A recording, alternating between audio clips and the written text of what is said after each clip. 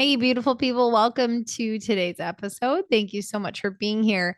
If you have been with me a long time, you will not be surprised at all about me talking about protein and the importance of protein. But if you are newer and you're like, okay, this conversation, maybe in a couple minutes, is going to go a little bit too over your head and a little bit too like, why are we even talking this much about protein? I would encourage you to go back and listen to some episodes that talk about the importance of protein, ways to get protein in, because I really am. I don't think an episode goes by probably that I don't talk about how important protein is for fat loss and maintenance and at different phases of our lives too. Like I am pregnant recording this, and protein. This is really interesting. I just had a client coaching call last week and we were chatting about getting together a game plan for her. I came up with a game plan for her. She's not currently postpartum. She was like a year postpartum. But when we were talking about what would be the best strategy for her, we were chatting about if this was prior to the September fat loss challenge starting. I have an 8-week fat loss challenge that I usually encourage beginners to do. And then I have a monthly workout group, the Chasing Greatness group. And we are talking about the difference between the two because she really wanted to do one of them. And she listens to the podcast. So shout out to you if you're listening. And I said, as much as I do encourage the 8-week fat loss challenge for people who are newer to me, I was hesitant with her because she had so much else going on, like so many things that were taking up mental space and like actual schedule time, whatever. That I said, you know what? I do not think learning the balance of macros is the right fit right now. So I was just asking, if she was familiar with enough doing like a visual plate, if she could just kind of think about looking at her plate. This is a carb, this is a fat, this is a protein, making sure she balanced out those meals just visually. Now, nobody could do this. I actually did just do an episode not too long ago about the difference between using macros, like tracking your macros actively or eating intuitively. This is something big. Like I basically was trying to feel out if she could eat intuitively. Now she could, and she mentioned like why there was a lot of reasons why she was familiar with nutrition and different, she had a variety of experience eating different ways. Paleo was, something that she had done before. But she mentioned specifically that her doula encouraged her. I hope I'm not putting the words in your mouth. It was either your doula or your midwife about the importance of eating protein during pregnancy and protein. And I've heard this on other pregnancy podcasts as well. And I love that. So even there in all seasons of life, we can, have heard and can hear if you look for the research that protein is super important. Okay. Now, interesting because when I went to deep dive into this, I've been listening to different podcasts and health leaders in this area as well, kind of diving more into the different kind of proteins and how they affect our bodies, because this was actually spurred on also by a listener who asked if I could do an episode about making a complete protein if you are trying to eat more plant-based. And this kind of spiraled everything. So thank you. Seriously, a lot of these things come from you and ideas. But in my quest to do research for this episode in particular, again, I've been just like gathering information, listening to things. I wasn't always jotting notes down or, looking up where they came from. I would just hear some expert talk about it and like, oh, that's an interesting study, and didn't write it down, So I was looking for some actual research to share with you ladies.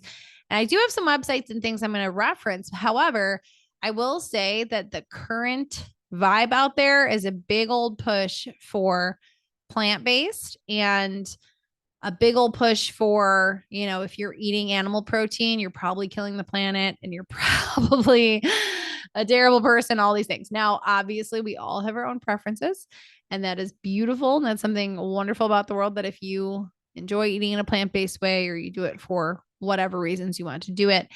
I've shared before, we are carnivores around here. We do eat meat. We do eat vegetables. So we're not like straight carnivores. I'm just joking around. So that is just not the way we tend. We do get most of our protein from animal sources, and then we supplement with other things like dairy, like beans and whatnot. And I did do, like I said, an episode recently about how to try to make a complete protein from plant-based sources. But I just want to tell you that when you even try to look down this rabbit hole yourself, the big push in society right now is against animal protein. And I don't think that's just because this is not a political podcast and I am not trying to make it one. I'm just saying, I don't think the push is necessarily because those experts or so-called experts believe that animal protein is bad for you or is there's been a lot of there's been a lot of myths and things that have been debunked through the years of okay, like well, red meat definitely causes high cholesterol. Okay, is it red meat or is it also all the other things you're doing, like high carb, high fat, sedentary lifestyle, like lots of stuff? Or like, is it okay to have red meat in moderation, that kind of stuff? So this is not the point of my podcast today, and I'm not going to pontificate on what I think about animal protein versus plant protein. I just want to encourage you to do your own research, follow the thought leaders and experts that you feel good about, and to like give you, everybody has some skin in the game, I feel like, and has something to be gained from you either being panicked about one or encouraged by one. And I would just encourage you to do your own research, draw your own conclusions, and do what's best for you and your family. I will just say, like, how I felt researching this was how I felt when I discovered that there are like, this was back when my mom has had cancer a couple times. And there was one time when I was trying to look up like anti-cancer diets and like better nutrition choices for people who have cancer cells in their body and all these things. And so many things came up that are very known to be inflammatory, like high sugar things like yogurt and this and that did not specify like not sugar, blah, blah, blah. And then you look at some of the, companies that are sponsoring Susan Komen or whatever, American Cancer Association stuff. And I'm like, well, that's why this is on the list. So it's kind of along those lines is what I'm saying. Now I probably just opened up a whole can of worms. It's fine. You can email me your thoughts on this. It's a big discussion, one that I don't have a ton of time, space, and energy for, but where I think that we just need to be aware and be informed so we can make our own decisions for our own families. But there's a lot of marketing and sales and things that go into, what hand is feeding what association and all that stuff. But all right. First little source here was WebMD, and WebMD.com tells us that animal proteins are complete proteins. Okay, so what that means, if something is a complete protein, is that it has all the essential amino acids that you need. So you don't need to try to complete them in any way. You're good to go. Plant proteins are often, but not always, incomplete sources of protein. I also like how they worded that already. Like it made it sound like they were going to say complete, but no, most often plant proteins are not complete. You have to kind of work to try to pair different ones to complete them. And then, according to WebMD.com, it says benefits of animal protein are better weight control, lower risk of type 2 diabetes, lower risk of heart disease, etc. Very interesting that they even put lower risk of heart disease on here, because I do think that's usually cited in favor of plant-based. Now, when I looked up healthline.com, an article there, it essentially said the exact same things. So same benefits, same basic information of, I did feel like, again, I'm not going to dwell on this the whole time, but like it was pulling teeth to get the line that animal protein is complete and that it actually has positives, because so much else just came up encouraging you to not eat animal protein. Now apollonutrition.com, now they are a supplement company. So obviously you're going to like take that with a grain of salt. They were talking specifically about whey protein and how whey provides the initial spike in muscle protein synthesis. So this was really interesting to me. This was what I had heard mentioned on different podcasts that, again, I hadn't heard honestly previously. My husband and I have always told, for those who are newer, my husband is a trainer also. He does something else for full-time work now. But when we met, we were both trainers. And so for years, we've talked about this kind of stuff all the time. And he's been on the podcast before and all that jazz. But forever, we've told our clients that whey protein is the best. And when you ladies ask me like, what kind of protein should I use? What's the best protein supplement? I always say whey isolate. And it is a complete protein and all that jazz. It is an animal protein. So, for those that handle it well and all that, and it's dairy. So, for those that tolerate dairy, I've always said whey. And then for those who don't want dairy or don't want an animal protein, then I suggest plant-based as an alternative, but always say that whey isolate is, preferred. what was really interesting is that like different proteins that I've used or I've seen, and I'm talking protein powders now, have been a mix of whey and casein or whey in this or whatever. And what I had heard on, I think it was on Dr. Gabrielle Lyons' podcast, one of the experts she had on was talking about how every single morning he has the same shake that he's had for like years and years and years. And he has whey protein in it because it is the fastest, not fastest digesting, but the fastest, it provides the quickest spike in muscle protein synthesis. So what muscle protein synthesis is it's just the process of your body creating or maintaining muscle. So, there's also theories on this and research that's like you can only spike muscle protein synthesis however many times a day and in whatever windows. This is why a lot of people like bodybuilders and whatnot will eat small meals throughout the day with 25 to 30 grams of protein rather than having a huge meal of 100 grams of protein. They're looking to spike muscle protein synthesis multiple times throughout the day.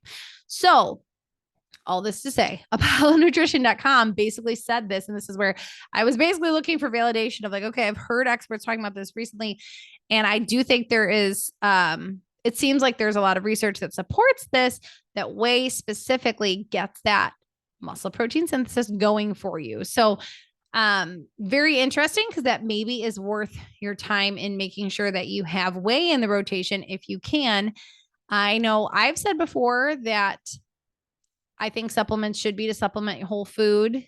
And also interesting because I don't know for a fact if like the whey that's in milk, if you'd get the same muscle protein synthesis from having whey just in milk or whey in yogurt. I have not gone down that rabbit hole yet. So that'll be another interesting angle to pursue. But I found that kind of made me think like, okay, I've always said if you get enough protein from your diet, you don't need to supplement with like a protein powder or something like that. But here I was hearing several health experts saying that they just start their day with a shake because it was the fastest to spike this muscle protein synthesis and get their bodies started in that way. So very interesting. Okay, maybe this is only interesting to me, but either way, couple more things for you. Healthline.com did say as well 10 evidence-based health benefits of whey protein. Okay, whey. So again, this is typically going to be in, we're usually talking about a supplement here. That's whey protein. Whey is a complete high quality protein that contains all the essential amino acids. And in addition, it's very digestible, absorbed by your gut quickly compared with other types of protein. This is so interesting because like if you're having a slower digesting protein, that could be why you're not feeling full very fast. And this is crazy to me because I do it. I thought it was just a pregnancy thing. I've had shakes, all throughout my years. Randomly, I'll go seasonal with it where I have shakes. I don't. And I've been making shakes again this pregnancy. I didn't in the first trimester, but I have since then. And I've been getting so full. And that is obviously a pregnancy thing too. But it's pretty early in my second try that I couldn't even finish a shake. And, I am using whey. And sometimes I've used plant-based or different ones. Or just collagen in there, but I've been exclusively using whey protein and have been too full to even finish a shake and then full for hours after. So very interesting. Whey protein promotes muscle growth. Okay. Muscle mass naturally declines with age, which usually leads to fat gain and raises the risk of many chronic diseases. So we want to replace the muscle mass that we're losing if we want to keep our metabolism healthy and strong, if we want to keep our physique, as close to what it is as possible. We don't want to, gain a ton of fat as we age and lose a lot of muscle. So whey protein can help with that. Whey protein is also cited to lower blood pressure. This is again, according to healthline.com. So this is due to something called, I know we're getting a little more technical here and I had to look these things up, bioactive peptides, which are called ACE inhibitors. And that is what can be attributed to whey lowering blood pressure. It's also very effective in moderating blood sugar, which makes sense because it's keeping you full. It's protein. You're not having 60 grams of carbs and then crashing. So it keeps it nice and stable for you. And then the last tip I'm going to share is that whey protein can help reduce inflammation. And this was due to, it said, high doses of whey protein supplements significantly reduced C-reactive protein, which is a key marker of inflammation in the body. So that was only 5 tips, 5 benefits that I pulled out of that article. That article, again, was on healthline.com and it had 10 total. I just don't want to go through all of them today, but you could see the rest of the article to check out the other benefits specifically of whey protein. And then last note I want to say on protein in general, because this is probably the thing I get the most pushback on or most debate, this and water. I always get emails like, well, you're saying to drink 80 to 100 ounces of water, but my doctor said 40 ounces is fine. Or, the average American diets or whatever, my food plate, whatever it is right now, food pyramid, my plate, suggests 50 grams of protein. Okay. We all have, there's going to be variance here, different viewpoints, conflicting viewpoints. For the person who is strength training and who is trying to lose fat or maintain fat loss and have an athletic physique, an athletic approach, okay, which is what a lot of women want when they say lean and toned. You might want to think like female volleyball player, like beach volleyball player and stuff. Like that's what you're probably going for, something along those lines. They are not eating 40 grams of protein a day. So again, this podcast episode was not to just sell you on eating enough protein. I'm going to assume that you can get on board with that. But I happened to look to this physiopedia.com article, and it talked about how protein ingestion stimulates muscle protein synthesis. There's that phrase again. And that the overall intake range recommended is 1.4 to 2 grams of protein per kilogram in body weight. Now, okay, I did the math on that because I usually hover somewhere around 150 in body weight when I am not pregnant. It's usually like 140 to 150 is my range. So I took even the top end of that. That's 68 kilograms times 2. The top of that range of protein, 136 grams of protein, which is probably the most I do usually shoot for. But here's even the asterisk. So that's what, like, usually people who are encouraging athletes or trainers who are encouraging high protein diets, we're usually following somewhere along that scale, the 1.4 to 2 kilograms. I agree with that. I recommend that usually. You hear me say all the time, I just try to make it simpler for those of us who think in pounds because I do.